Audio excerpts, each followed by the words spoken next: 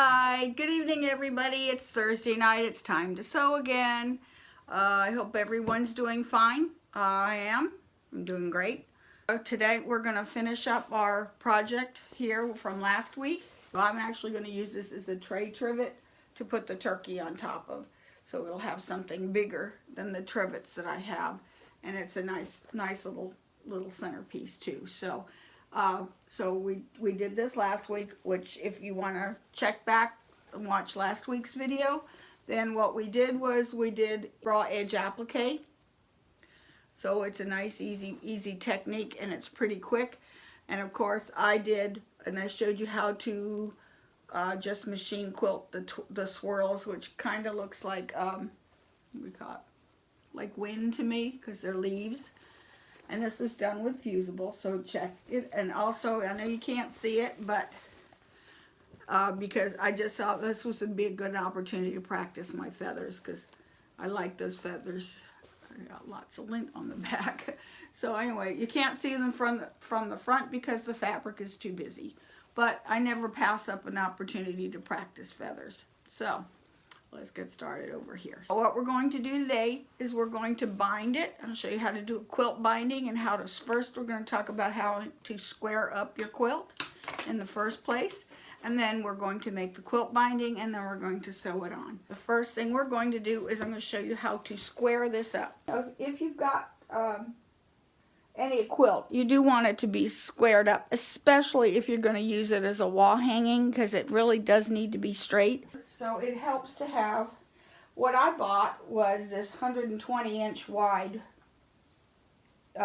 tape measure, which is perfect if you're trying to square up a large quilt.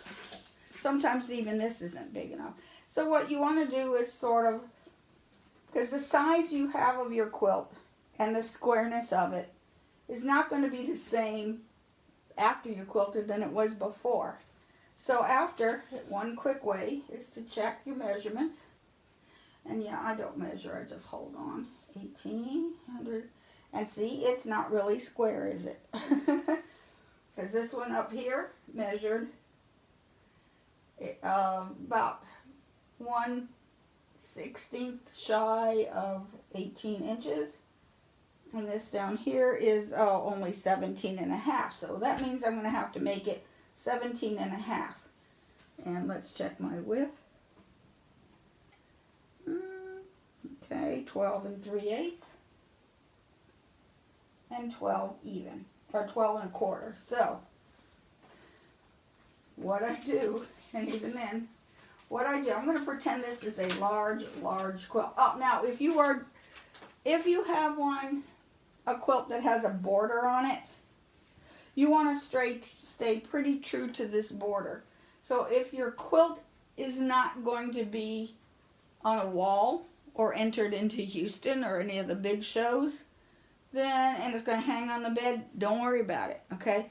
You want to stay true to these dimensions here. So whatever this is, you want it to at least be the same on opposing sides. They can differ on the opposite side, on the adjacent side. These two can be one measurement, these two could be a different measurement if you had a quilt like that. I'd rather see this straight than to see this crooked, because if you see like it's like that, oh yeah, no. And a lot of times if it is less than 1/4 inch difference, I'm going to take, well, usually what it is, if it's less than 1/4 inch difference, but it isn't, this one is a lot shorter, then what you want to do is take a measurement in between and sort of crop it to that. So this wouldn't matter if I chopped it off evenly, you'd never notice it. If it's a big show, what I do, if I'm doing this for a big show, and if it's going to be something that's going to be washed a lot, wash it first before you bind it. Before you even it up, before you bind it. Because then what you want to do is measure. If you really want to know what is square and what isn't, take your measurements at your diagonals. So this one is 21.5, and oddly enough, no, 21 3/4. So what I do first, even before I measure it, I want to square my corners. So I will take a ruler that's some kind of a square. And I'm going to usually, if I have a border, I'm going to usually mark where that border is. Post-it notes. These work great. Just mark it. Just put a post-it note on your ruler. Okay, and I'm going to try to find my lowest spot visually, which is probably, sometimes it helps to get a bigger ruler. Now I'm using a little one on purpose because a lot of times our quilts don't fit on the table. They're much bigger than my cutting surface and everything else. So I'm just guessing that. Okay, so I'll make that even there. And I'm really only going to worry about this one border right here. And I've just got my post-it note slipped right along that border. And take this, and I'm going to first cut my corners, or at least 2 at a time. And what I don't really want to cut, because it's a crappy mat. That's why. Okay, and just snip the end, because that's out of the way. Okay, then I'm going to make sure this one is even first. I don't know if you can see what I'm doing. Yeah, you can. Okay, then I come over here to this one. Again, I'm going to just take this bigger ruler. The bigger the ruler, the better. Try to find my lowest spot. If you are not sure, don't cut it. Chalk it. Or take a pencil and line it up. So I could take a, this should work.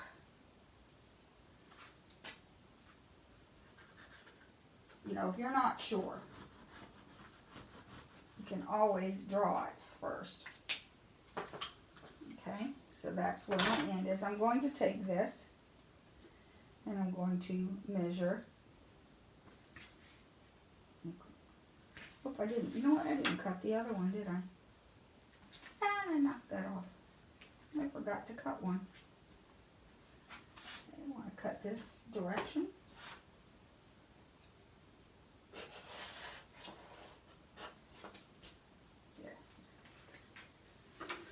Going to come down.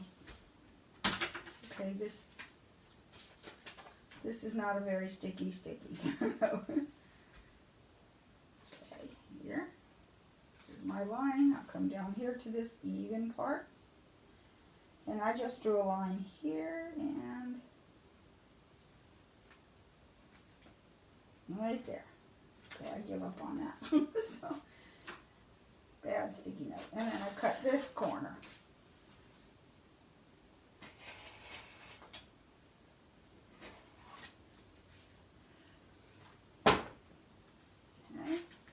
And I'd come to the opposite side, and I'll turn this way this time.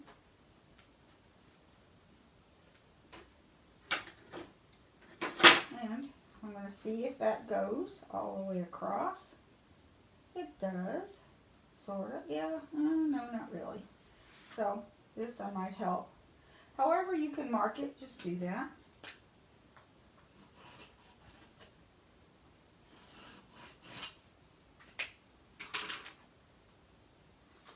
I'm not going to cut. I really think I want to cut this way, but no, always cut your corners first, because whether it's the whole thing square, if your corners aren't square, it's never going to look square. So I would do my corners.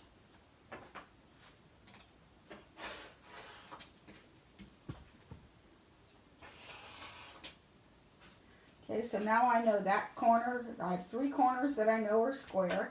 I can always take a ruler in between. Sometimes I take more than one ruler. You can take it, say if your ruler's a little bit short, you would take, say this is, I have 2 short rulers, okay? I line that up with it, then line this ruler up with that.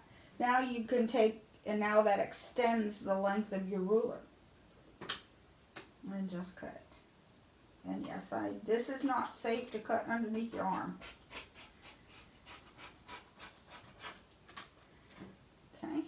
And this blade needs new blade. Definitely this rotary cutter. What is that? Okay, and same thing on this side. Since I've already marked it, I'm going to cut the corners.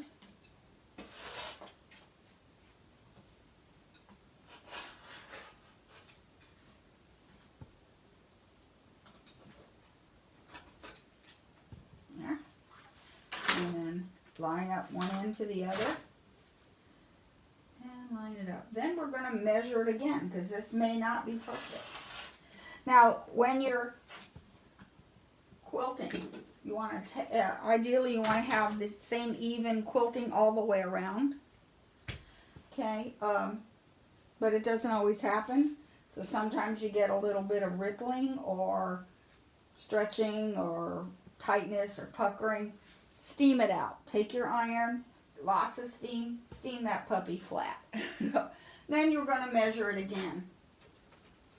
Because we may have to do this a couple times, especially if we've got borders all the way around, because we'll start over here and say I've got a 4-inch border on this side, but as I get to the other side, it's not straight, and now this border up here is no longer 4 inches, it's 3.5, so you got to come back over here and cut this one down 3.5. That's why usually on my quilting, my last border I make bigger than I need, because I'd rather cut it down than not have enough and have it look skimpy and icky. The other thing too is I usually don't quilt within 1/2 inch of the edge of my fabric. Even if I leave a pattern unfinished, I'd rather have it because this one won't matter. I can bind right over the quilting, won't make any difference. But if it's like this one with a feather, and I've cut that short, I don't want to cut off part of my feather. So I always don't quilt within 1/2 inch of it. Because you don't want to cover it. Because even though this is not covered up, by the time I quilt it, look, that's going to be covered up right there. By the time I put a quilt binding, this one doesn't matter because you're really not going to see it. But I now again, I'm going to measure the diagonal. But you know, normally, and if this is laying on a bed, it really doesn't even matter if it's square because you know who's going to stand on both sides of the bed at the same time. Okay, now I can't find the end of this. There we go. It's just curled. Here's where I'll measure my diagonals. Okay, 21 3/8 and 21 3/8. So I'm fairly confident. So when you measure the diagonals and those diagonals are the same, you have a 99.99 chance of the whole thing being nice and square, or at least squared up. Okay? All right, now we're going to make the binding. You just pretty much decide how wide you want your binding. I like narrow binding. A lot of people will say, cut your binding 2.5 inches. Well, I don't like 2.5 inches. That's too wide and I don't like it. If you are going to use a 1/4 inch seam on your binding, don't make your quilt binding more than 2 1/4 inches. And that's what I cut this one. But most of the time, I cut my binding 2 1/8 inches because I like the binding to meet just on the other side perfectly. Because I'm anal retentive, you know that. So, okay, let's go to the machine now. This one is regular. I just need my Elmer's washable school glue. Comes in a liquid. This is liquid form, and this is just an oil applicator that I got at a hobby store. Works fine. Okay, so we want to press this together with nice mitered corners, and yep, we can see it. So I'm going to press this. Actually, I'm going to make it go a little bit over.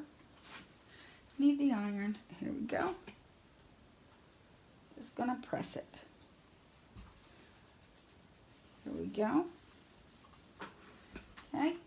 To get the perfect miter, I'm not going to measure this thing. I'm going to take this glue tip. Hopefully it's coming through. Yes, it is. And I am just going to apply a little bit of glue just to the edge. Come on. should go in the other room and get the other one. It's got a bigger tip. Okay. Then I'm going to take this, put it over so that this line is perfectly straight, and set it with the heat. The Elmer's school glue does not work until you hit it with the heat. And then it's bonded together. Okay, I'll do that again. You want to make this at least about 10-12 inches than the circumference of your quilt. Okay, I'll do this again so you can see this. Just going to fold it. Now, does this have to be 90 degrees? No, it can be whatever you like. Just as long as it's some kind of diagonal. And there's no measuring, there's no having to be perfect. And it's going to turn out perfect even though we don't care. It's so easy. Again, I'm just putting this little tiny bead of glue. That's why I like those oilers, and you can get those in like the I don't know about Michael's, because I've had this forever. This was from a remote control train and plane model shop. It was an oiler. Works great. You can also use a hypodermic needle that doesn't have not a blunt point, a basting, you know, those turkey basters, or those things they sell to put vodka in watermelons. That will work fine too. Okay, so now I'm going to go to the sewing machine. When I fold this out, sometimes I put a little too much glue, just open up so it's not. Now that fold right here, I'm just going to sew on that fold. Where is it? Right here. See the fold right here? I'm just going to sew on that fold. And I'm going to mark it so that you can see it a little better. Usually I can see this. I need to get a light bulb.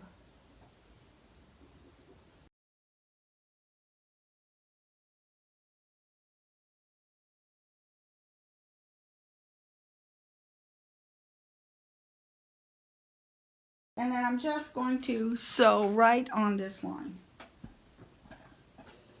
Oh, I want a small stitch length, about a 1.5, a little bit smaller than usual.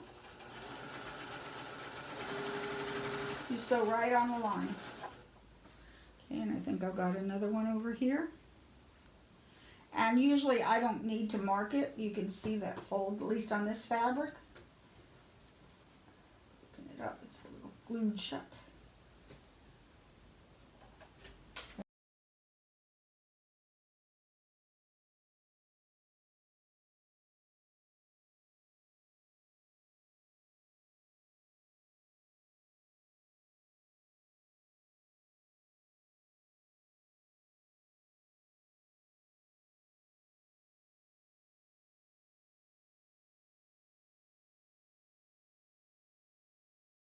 So then I'm going to just pop my seams open. And then I'm going to cut 1/4 inch away. I know it's curved scissor. It's inside. Who cares? Okay. And this one. We'll just pop the seams. You don't have to worry about sewing that at the exact angle because now it's perfect. Okay, right here. And see, I just cut it. And see, look, that's perfect. That's absolutely perfect binding, perfect binding there. If you get where, in fact, I can't even find it. Where is it? I got a feel for it. There it is. Hey, look, with busy fabric, you can't see it. With binding, why don't we just sew straight up and down? Well, the reason is because of the fact that the eye, you're going to add a lot of bulk in one little spot. That's the first thing. Plus, I do this also with borders. because the eye cannot follow a diagonal line. Eyes only like vertical and horizontal. They don't pick up on diagonal. You know, we're not like foxes or anything. Well, we are foxes, but not that kind. And the eye can't follow this diagonal line. That's why I said it doesn't matter if it's 45 degrees, as long as it's some kind of diagonal, we're fine. And putting this on there, you know it fits. Now we're going to go back to the iron. I'm going to use some spray starch, and the reason I'm going to use spray starch when I press this thing together is because the spray starch sort of acts like glue. Now I'm going to just start to press this in half. And instead, because I don't have it spray starch, it will make it stick together. So I'm just going to press this whole length together, but I'm going to cheat. And guess with what? Yay, my favorite stuff. Just here and there. That'll hold it together. Okay, and then press the whole length, and like I said, the starch will do the same thing.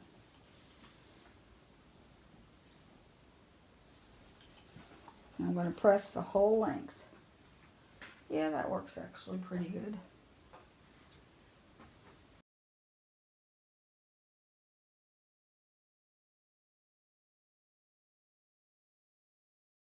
What I like about having this stick together is because when you sew it on, it's not going to shift on you. And you can tell when a binding is put on badly, because people who don't spray it together, sometimes you'll get this twisting and it'll ripple along the edges. Now I'm going to go over here and press these seams open. It's probably one of the few times you press things open, because you want to distribute this bulk. Can you see that if the seam were going this way, by the time you fold it into 4 pieces, you got quite a substantial lump of fabric? When you're at the diagonal, then you don't. It distributes that bulk evenly throughout.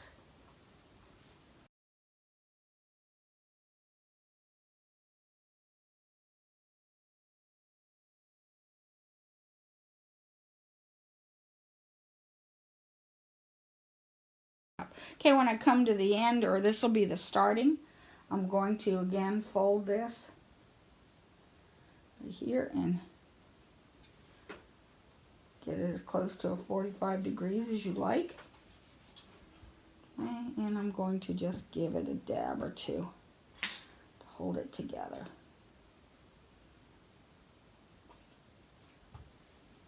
Okay. All right, we're ready to sew it on. So I usually pick a side. If you're entering this for show, sort of stay away from the lower edge of your quilt if it's not going to be perfect. And I'm going to sort of put this in the middle of either a side. This is my longest side, so it'll give me more room to work. So I'm going to put that sort of in the middle. Then I'm going to go with my glue. Can we see that? And go this way a little bit. And I'll go over here with the glue.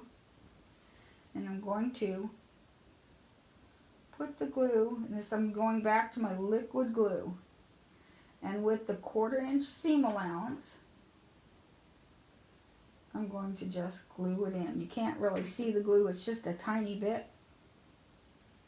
And I'm going to sort of start here. There.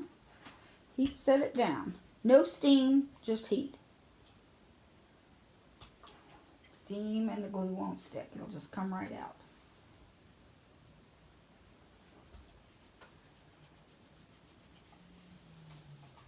Okay, coming right to the very edge. Okay. Then I am going to go across. Okay, I'm going straight this way. I'm going to, there's my corner. I'm going to fold this so that it goes straight in one line. If you want to check it, you can use a ruler, but it's not necessary. If you want to use the ruler, you can. Okay. So long as that's at the tip. Heat set this here.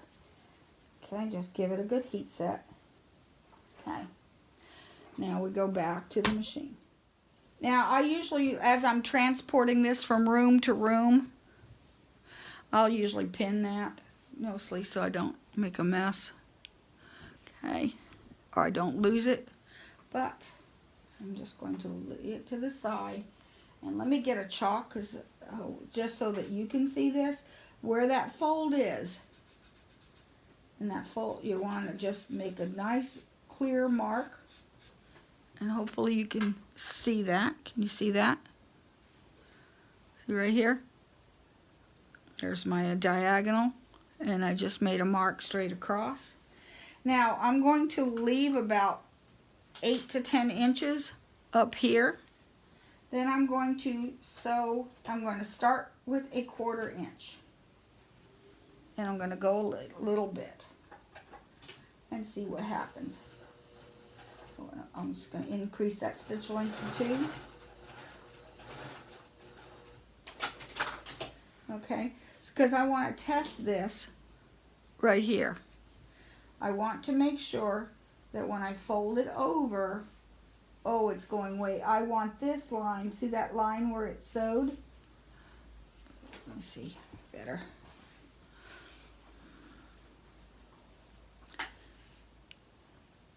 Here's the stitching line right here.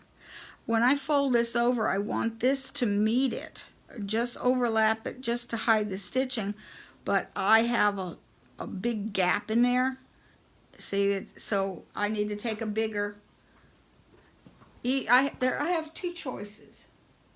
I can either stitch more than 1/4 inch, resulting in a smaller binding. That would leave me, if I left it the same size, that would be about, there's my half here, and as that would be the binding using a 1/4 inch. If that's the size binding I want, I can't stand this little bulky thing. So what you do is you could just sew it like that, but before you take it to the back, this is cheating. But it works. And no, but especially if you're going to enter this in a show, because no judge has ever picked up on this. And I've done this on both my quilts. Well, every quilt I make.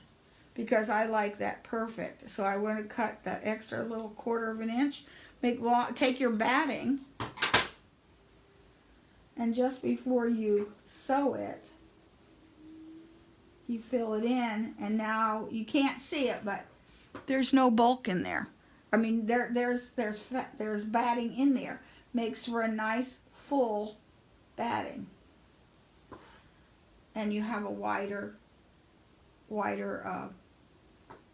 binding. I don't like wide binding, so the other thing you can do is I'm going to make this a little bigger. I'm going to make this about 3/8 inch instead. Instead of sewing it at the 1/4 inch, I'm going to now use this edge as my guide. I'm not going to take that other one out. Okay, let's test that one. Okay, so now let's see, now when I turn this over, and 3/8 is a little too much. Well, no, it's just about right. Actually, it is right. And now my binding looks a tiny bit smaller, but it's also going to be faster this way, so that's what I'm going to do. So now getting back to, now let's get a corner. So I'm not going to take anything out, and then here we go. I'm going to just sew, and it's glued so I don't have to have pins. And I am going to sew, here's the diagonal line that I made, right here. Right. Here's the diagonal line that I drew. I'm going to sew straight until this needle hits that line. So you just go really slow. If you're not sure, raise the presser foot. One more stitch. Check it again. That's perfect. Okay. Then you're going to just pivot that into the diagonal, or just somewhere to the right, and sew off. And here we go. Okay. And let's check this.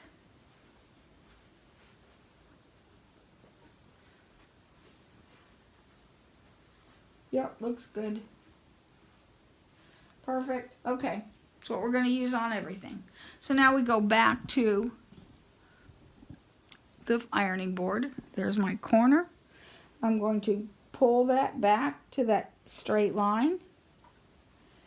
Then right here, where the fold is, I'm going to fold this back so that it is just even. A little more. It's going to be just even with this direction. Okay. And then I'm going to heat set that in place. Real good. Okay. And I don't usually go too far. Then I go back to my glue.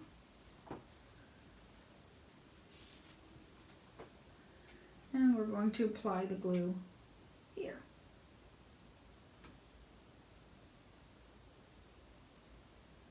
And you can get a little sloppy. As long as you stay within a 1/4 inch of the edge, we're fine. Okay. Heat set this down so that this is even with the edge. Usually I take that, hit that. Usually I count to 6.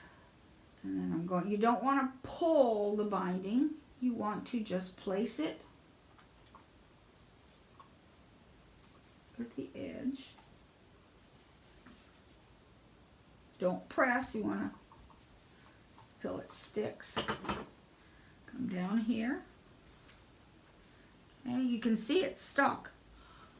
See how it's not moving. And now we come to the edge.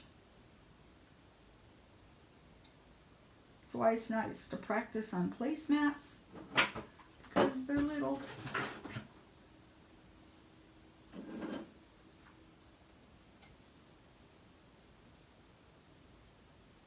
There's the glue. Repeat the process.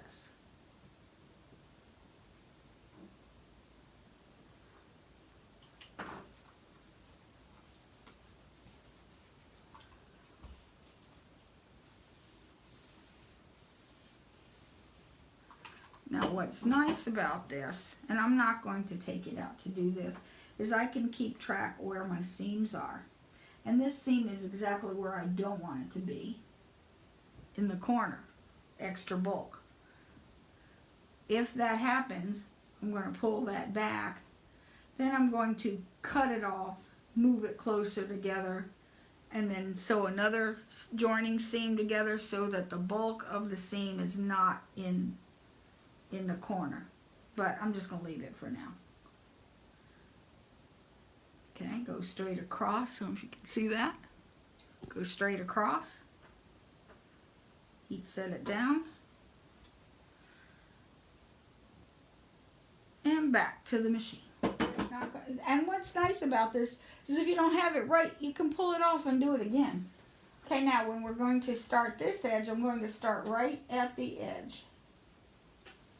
Okay, now this one, remember I am taking a tiny bit more, 1/8 of an inch more seam. Actually, it's more like a 1/16. It's not quite. So, see, this foot sort of goes in like this. It goes in and then up.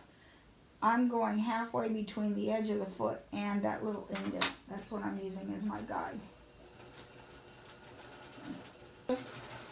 Though it seems like it takes a long time to get up, go press it, come back, sew it, it is actually faster with a large quilt because you're not having, because this is going on in its relaxed position. It's nice and straight. It's not pulled. It's not rippled. You can actually sew a whole lot faster. I'm sewing full throttle. Oops, I didn't mark it. Where's my chalk? There it is. Because I can't see that. Chalk that line. And yeah, you can use pencil, whatever you can see, because that's on the inside. No one's going to see it anyway. Okay, and then over here, 1, 2, 3, 1 more stitch. There. And over. almost lost a shoe. Okay. Now, let's take a look at this corner. Let's see how good we did. That's out of my way. There. Okay, so I've turned this. Pull it out. Look, a perfect mitered corner. See, and on the back, it's perfect and it's just right on the back. I did a little twiddle with that a little bit, but that's perfect too. Okay. All right, to the ironing board again. On. Okay. Press it over so that it's straight. Push it back to here. Nice and even.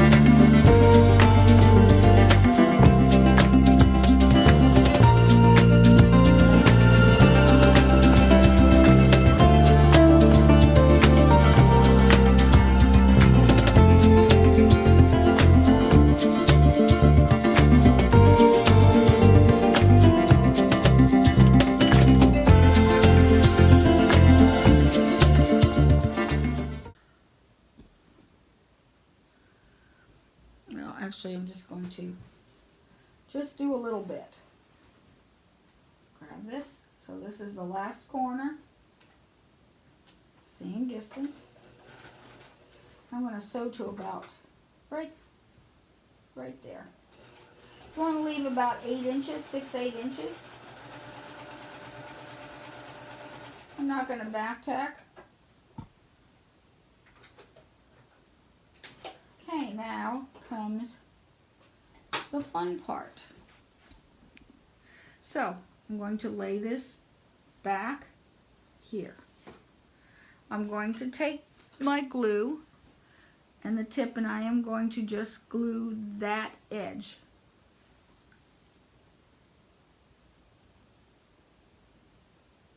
Okay. I'm going to lay this on top so that this meets. Don't stretch it, don't pull it, just want it to be nice and flat. Heat set it down. Okay. Okay, so I am going to apply glue to this other side, right on the inside.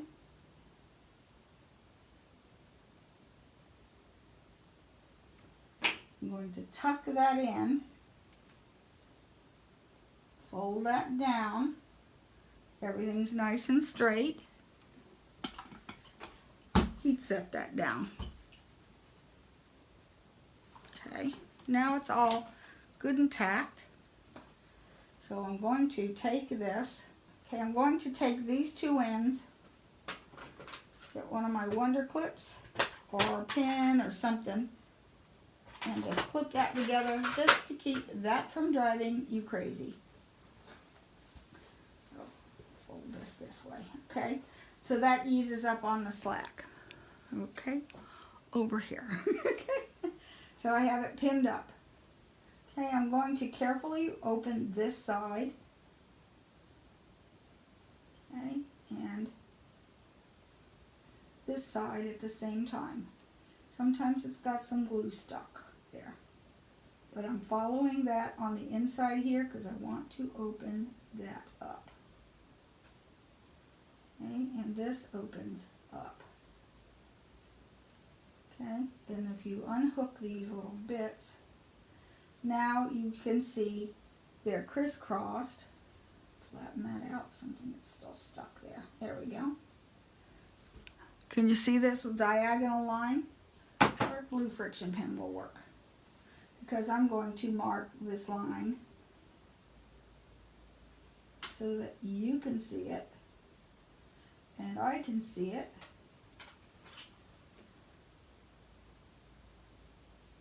Which is hard to see on this very busy fabric.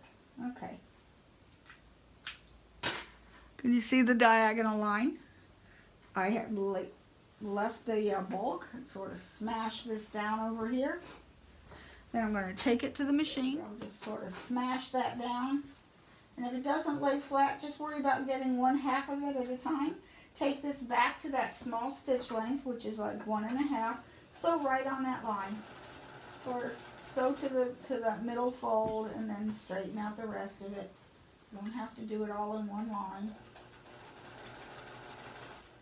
And I don't back tack. You do not need to back tack because you're going to be sewing over this line anyway. Okay. Right here. Okay, so I'm going to pop the seams.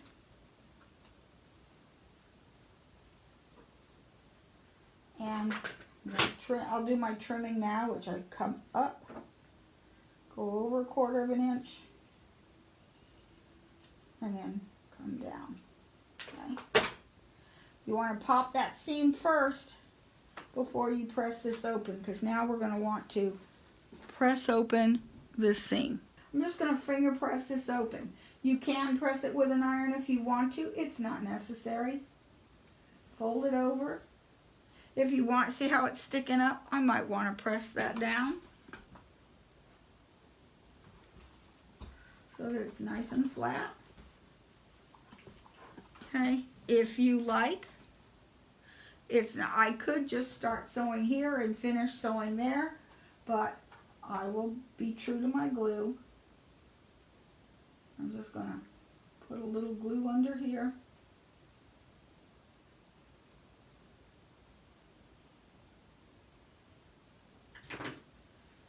Okay, nice and flat.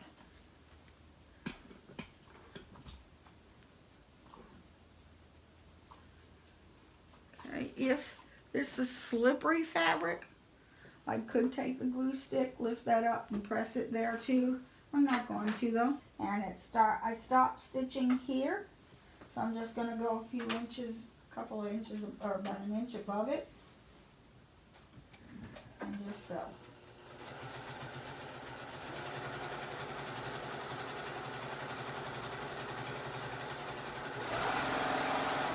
And I stopped sewing, or I started at the very beginning over here.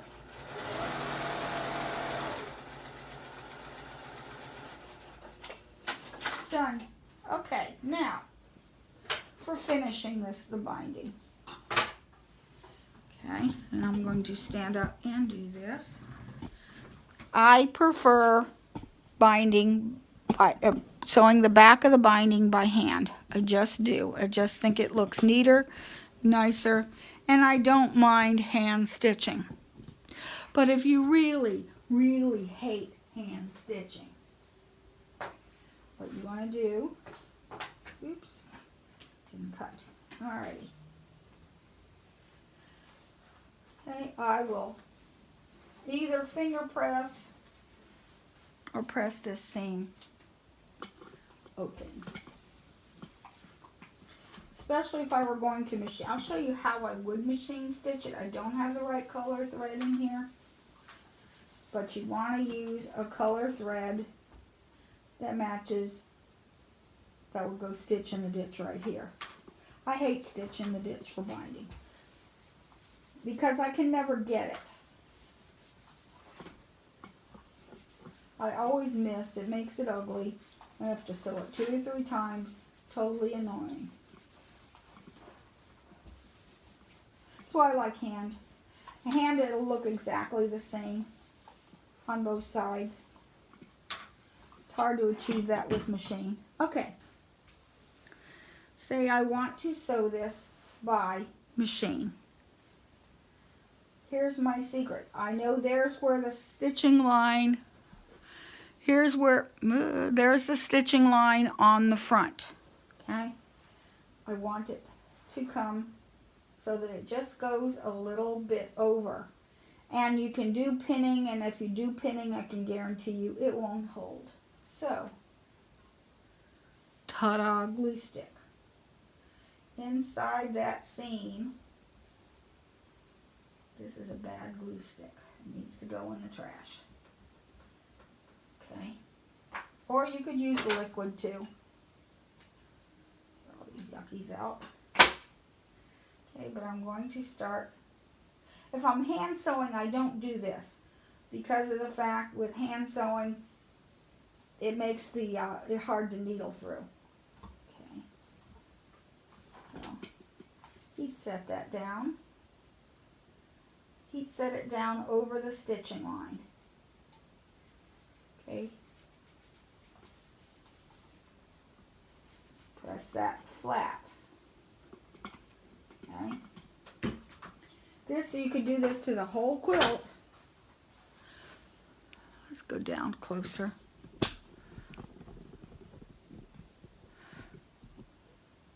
Okay. So, the corners are tricky. So the corners, I'm going to use my liquid glue inside. Put that inside, a couple drops in there, and glue it. Heat set it down.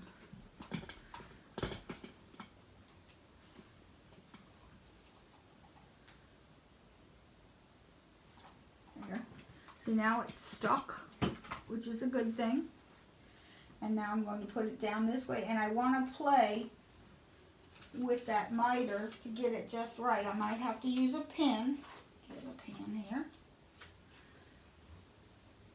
And as I'm stitching this, I could move this in and out, okay? But I'm going to liquid glue this too. Right, and I will put the glue, see it's right here's the seam. I'll put some glue there. I'm going to put some glue on this inside edge. And this is if I'm machine sewing it down, not if I'm hand sewing it down. And so, oh gosh, I got glue all over my table. And I'm going to leave that there. I'm going to cover up who's going to, I don't care. It's a sample. And that's a bad glue stick. They don't usually work that badly. Okay, again, see now I've got that perfect miter. Heat set it down. Heat set this all down.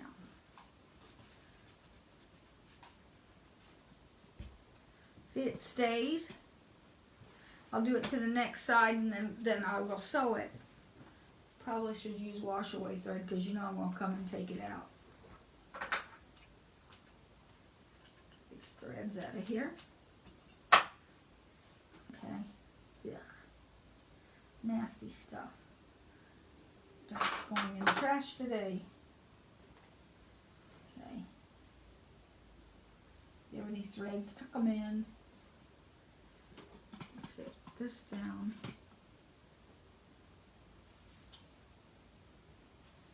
Okay, I'm going to do this corner again. It's glued all the way there to the edge here.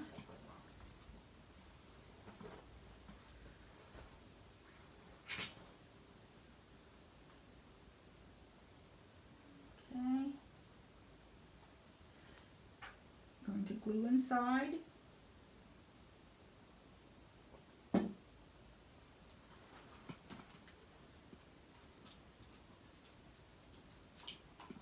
You know what I think I'm going to get? I'm going to get myself for Christmas this year a small little mini iron that's cordless. Ugh. Anybody knows a good brand of tiny cordless iron that goes good right next to where you're sitting? Because these cords get on my last nerve. Okay, and again I'm going to use the liquid here. Okay, I'm going to use that liquid here. Go from, I want to seal down that miter. Now granted, the sealing on this miter is only with the glue. It's temporary. It is not it's not permanently sealing your miter down.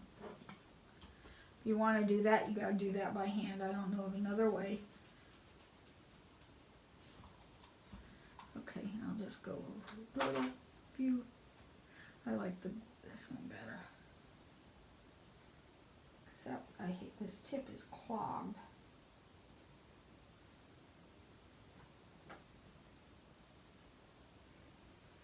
Okay, and over. Okay. Now,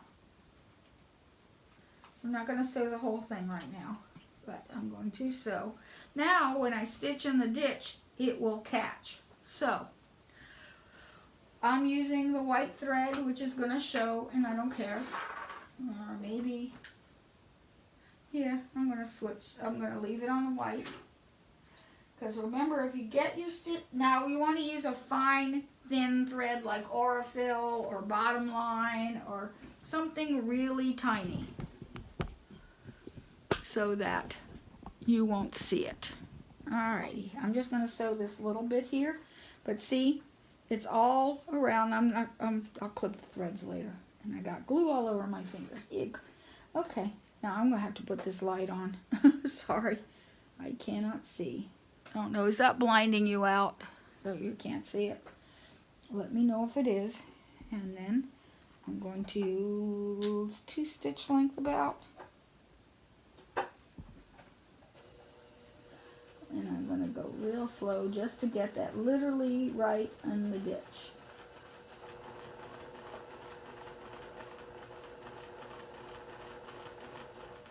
And you can't breathe when you're doing stitch in the ditch. Something away here. Okay. And it's hard to see that.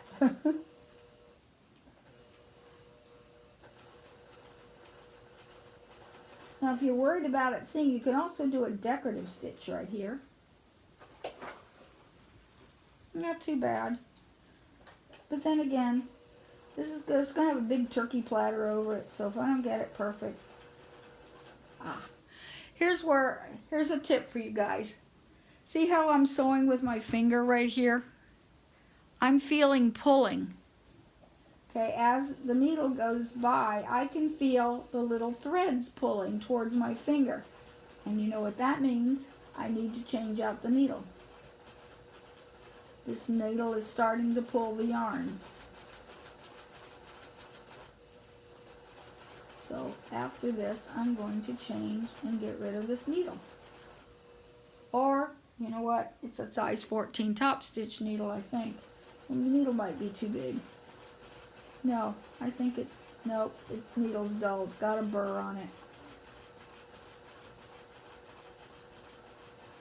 And that's the one thing about embroidery, you can't feel that, but you can hear it. And when it starts to struggle and it gives you that hollow thump, thump, thump, thump, thump, that machine's working hard to get through that fabric to do all that embroidery. Okay. And I will come to just this edge right here.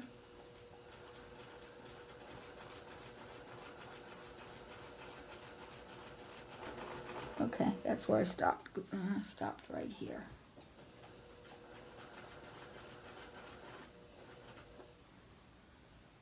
And I'm just going to cut it. Okay. Oh my, it caught. It's hard to see because it's red. Well, it's red. It's hard to see, but here we go. Look, it caught it all the way around. Might have missed right here, but I can fix that with a needle, or not at all. It doesn't look bad. It's actually pretty good for machine putting the binding on. That actually looks pretty good. I'm not unhappy with it. Now I have to go in and it looks like I also caught some fabric and some threads when I was quilting it too. So, okay, so, and then on the front, look how neat it looks on the front. See the corners? All those corners are perfect. They're not, you don't see fox ears. Fox ears are where they go whoop like this. You know, they're sort of bent in and they stick out. Those look terrible. And they're not rounded. They're perfectly square. And you know what? Your quilt binding will look this perfect if you just try this method. This is why I'm the glue queen of the Chesapeake Bay. Because you know how much I love glue. You're going to love these corners because my beginning students can do perfect binding every time. And see, there's no cupping. There's no stretching. There's no rippling. So since I learned this, it was perfect. This is not my original idea. This originally came from Sharon Shamber, and Sharon Shamber is an amazing long arm quilter, and she's when they had this magazine out called the $100,000 Challenge, a quilting challenge, she won it I think twice. She's won at Houston. We're not talking just a ribbon or two. We're talking the big prize at Houston and Paducah, all that. So she's really, really good. But this is her method for putting, or sort of. I've adapted it because I did that little change to the end. She would just have you glue the whole connection together. I do half of it, lay it out, and then glue the other half. I usually got glue all over my fingers if I tried it the other way, and then I ended up with glue all over the quilt, which dark colors, it doesn't come out very easily. Oh, I love glue. The glue works for a lot of things. Like if you ever make a jacket or something and you have to match plaids or match seams so perfectly that, yeah, and they keep shifting on you, especially if you're trying to match plaids or a print or something, glue it together. You know, press it over, press one side over, make sure they match, one on top of the other, glue it down, open it up, and sew on the line. Wonderful stuff. I use the Elmer's. I don't trust other brands because I know that Elmer's is made up of nothing but starch, and it washes away, and it's archival. Doesn't hurt anybody. Kids eat it, so how bad can it be? Oh, yeah, the glue. I got lots of glue. At September, and I don't know what I did with it. I bought a whole big 24 pack of glue. I buy that every September with back to school stuff. Okay, I think that's all. And we'll see you later. Miss you guys. Bye.